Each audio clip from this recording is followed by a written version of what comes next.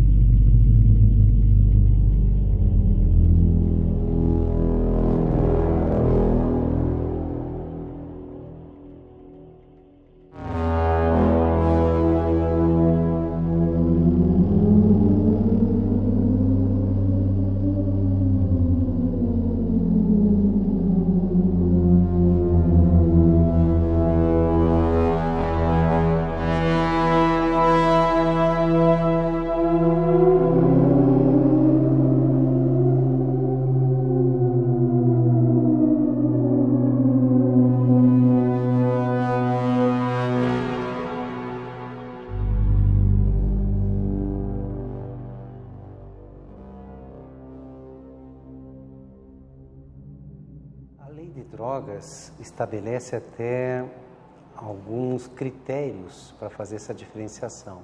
Hoje, o principal parâmetro é, se não me engano, o artigo 28, no seu parágrafo 2º, que traz as distinções subjetivas do que é o usuário e do que é o traficante, né? O local, a quantidade, a questão social. Embora existam critérios legais, são critérios que, na verdade, acabam fazendo um grande campo de discussão para cada caso. Eu posso ter uma quantidade pequena de drogas localizada, mas por alguém que tem antecedentes criminais no tráfico, alguém que foi visto há pouco passando a droga para outra pessoa num carro que saiu, alguém que tenha jogado parte da droga no mato, em rio, e foi apreendido com pequena quantidade. Então, embora a lei preveja critérios, depende do julgador, no caso concreto, examinar. Essa é uma tarefa que não é muito fácil e não é fácil, sobretudo para o juiz, para fazer essa distinção. Nós sabemos que a lei veio para dar um tratamento mais adequado ao usuário, na distinção com o traficante, e aquele traficante profissional. Ao fim e ao cabo, essa nossa lei de 2006, ela tem, ao invés de contribuir para um tratamento mais suave dessas relações, nós sabemos que ela tem contribuído para o aumento do número de presos. E por que ela tem contribuído? Há um problema estrutural aí, né? As dificuldades começam porque os verbos, tipo de porte para consumo, os 5 verbos, eles se identificam com 5 dos 18 verbos do crime, do tipo do tráfico, do 33, um dos tipos do tráfico. O que é o pequeno traficante?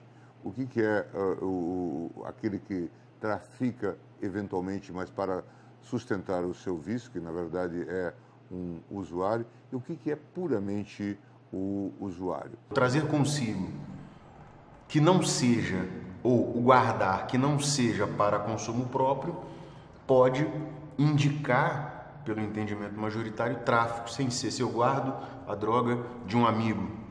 Não é para eu consumir, também não é para comércio, é para uma outra finalidade. Isso eventualmente vai caracterizar tráfico. Muitos tem sugerido, e aí a doutrina debate sobre isso, que talvez o ideal fosse fixar uma quantidade, né? Aquilo que se pode, e a legislação mundial trabalha nesse sentido, né? Muitas vezes de adotar ou o porte diário, ou o porte semanal, ou até o porte mensal, né? Dependendo da cultura de uso em cada país. Quando isso não está fixado, nós nos debatemos com a tentativa de fazer a interpretação e nem sempre logramos dar o tratamento adequado. Então essa indistinção, ela começa na própria lei, né? Talvez seja mais interessante a gente examinar o que identifica do que o que distingue. Mas certamente caminharíamos, pelo menos com maior segurança jurídica, se já tivéssemos algum tipo de indicador mais ou menos objetivo, quantitativo, do que se pode portar sem estar a praticar o crime. No dia 12 de janeiro de 2016, a PM, numa operação que fazia na Vila Cruzeiro, encontrou com o Rafael 0,6 grama de maconha e 6 pinos de cocaína, que era um pouquinho mais que 9 gramas de cocaína. Durante o julgamento foram ouvidas 5 testemunhas de acusação e uma de defesa, cujo depoimento, no fim das contas, nem foi levado em conta pelo juiz. O Fantástico teve acesso a novas informações e novas imagens do caso do filho de uma desembargadora preso com 130 quilos de maconha e libertado pouco tempo depois. As câmeras de segurança do presídio em Três Lagoas marcam data e hora. Era 21 de julho, pouco depois da 1 da tarde, quando a desembargadora Tânia Garcia Borges, presidente do Tribunal Regional Eleitoral de Mato Grosso do Sul, chega acompanhada de um advogado e de um policial civil. Ela traz o habeas corpus para tirar de lá o filho, Breno Fernando Borges, de 37 anos, e levá-lo para uma clínica psiquiátrica. Por enquanto, nós estamos vivendo uma situação bastante subjetiva e muitas vezes temos aí decisões que são contraditórias, não é? Juízes que determinam a prisão por tráfico, nós entendemos que não é o caso de tráfico, que é um caso de uso e, portanto, concedemos ordens, mas há uma certa disputa e, infelizmente, ao discutirmos o caso, não conseguimos fixar um leading case, um precedente. Por isso, o debate no plenário, né, quanto à ideia de não só descriminalizar, mas dizer, de alguma forma, o que seria o porte adequado. Eu acho que esses critérios, na verdade, eles são ineficientes, né? Só tem um jeito de diferenciar usuário e traficante, não é nem criando nem critérios objetivos, nem critérios subjetivos. É realmente a polícia investigando e provando e comprovando que aquela pessoa praticou tal conduta com tal intenção. Não são subjetivos. Isso é tranquilo na jurisprudência. E, volto a dizer, até hoje não há outra saída. Nós temos até alguns modelos em direito comparado que usam somente a droga como critério inicial. Mas a grande maioria dos países não faz isso. A grande maioria dos países verifica exatamente qual é a finalidade da droga. E como nós estamos num exame da consciência da pessoa, tentar descobrir o que ela pensa, se ela queria usar a droga para consumir ou para vender, como qualquer elemento subjetivo, como qualquer discussão da vontade, vai depender da aparência, das circunstâncias. Eu descubro que alguém quer ou não quer matar uma pessoa quando dirige embriagado em excesso de velocidade, pelas circunstâncias. Eu descubro se alguém é traficante ou usuário, ou tento descobrir, pelas circunstâncias. Então, é muito subjetivo, e isso a jurisprudência não deixa dúvida. Os critérios são subjetivos, mas os critérios, volto a dizer, eles são secundários no problema, né? O problema é como a redação dos tipos, a estrutura típica do 28 e do 33 foram feitos. Você pode botar qualquer critério que você quiser, esses ou outros, o problema vai permanecer. O problema é a estrutura típica. A questão das drogas, ela é uma questão central no processo penal brasileiro, no direito penal brasileiro. A gente tem aproximadamente um terço dos presos masculinos são presos em decorrência de condenação por tráfico e aproximadamente 2/3 das presas das mulheres presas por tráfico. Então isso já dá a dimensão, né, gigantesca desse problema. Porte para consumo, solução, descriminalização, um absurdo que ainda seja crime porte para consumir droga, sobre vários aspectos, do ponto de vista bem singelo, né?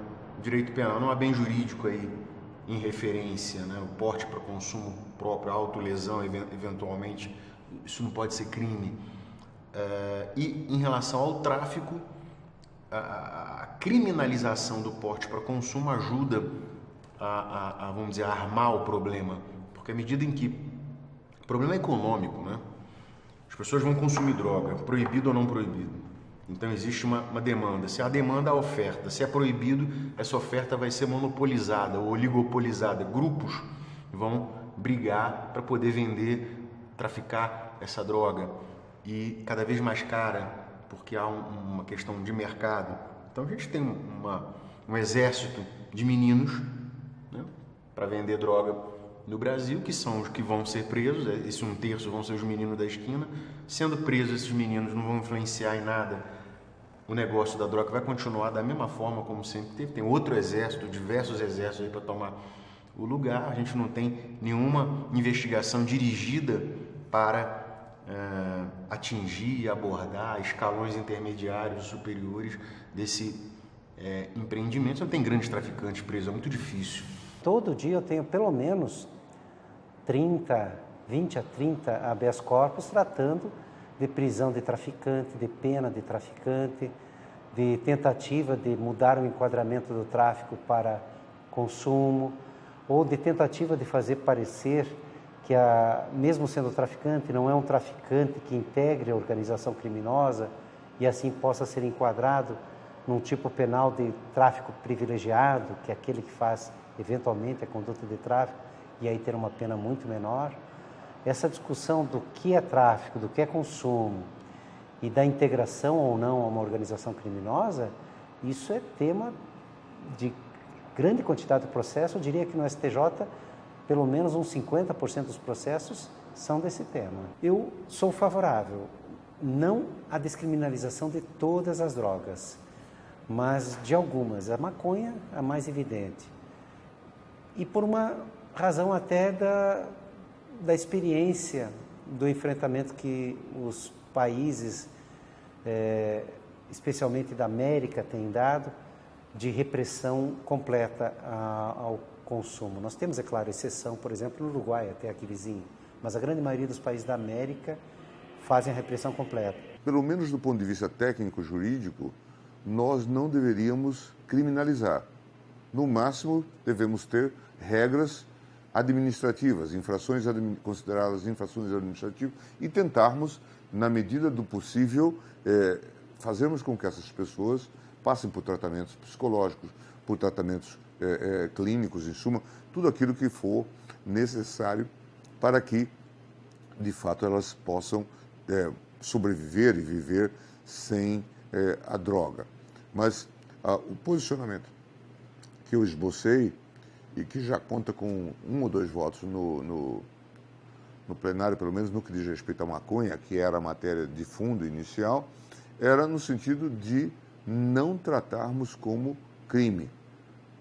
Volto a dizer, não se trata de tornar esta atividade puramente lícita. Ela pode ser uma infração administrativa, ela pode exigir tratamentos, inclusive em casos determinados até tratamentos compulsórios. Portanto, o Estado continua a ter um papel importante. O debate que está no Supremo Tribunal Federal só diz respeito à não criminalização, ao não tratamento da conduta como se crime fosse. E é isso que nós estamos discutindo. Então, nessa altura, se o combate às drogas, com toda a ênfase que estamos dando, já há décadas, não reduziu o consumo, só fez aumentar a quantidade de presos que lá acabam tendo contato com outros integrantes de grupo criminoso e aí passando a talvez ser mais perigosos ainda à sociedade, é hora de pensar em alguma mudança. Talvez seja o momento então de pensar em descriminalização, Nenhum país do mundo faz a descriminalização de todas as drogas e em todas as quantidades, então tráfico existe em todos os países, mas é uma esperança de mudança. O Uruguai, que é o vizinho mais próximo, tem argumentos de pessoas contrárias que dizem que aumentou a criminalidade, mas tem argumentos do Estado uruguaio dizendo que não aumentou e que a esperança é de menor risco à sociedade justamente por não levar para a cadeia essas pessoas que estão ainda em início da atividade criminosa e que normalmente são os que estão na ponta do tráfico e que são os que são primeiro presos. Então é algo discutível, mas pessoalmente eu acho que é hora de pensar em alternativas. Não dá mais para continuar fingindo que nós vamos conseguir acabar com o tráfico e prender a todos que estejam envolvidos com essa atividade. É preciso deixar prisão para quem mais precise ser afastado realmente da sociedade, especialmente nessa realidade que temos de cadeias superlotadas, subhumanas. Eu acho que a descriminalização das drogas é uma questão assim, de direito, né, de justiça, pois você tornar alguém criminoso por uma opção dela de trazer uma substância para o seu corpo é incompreensível, né, hoje dentro do que a gente conhece de realidade do ser humano, da humanidade. Talvez em algum momento tenha ocorrido interesses econômicos, interesses de controle social que levaram a essa realidade de criminalização do usuário.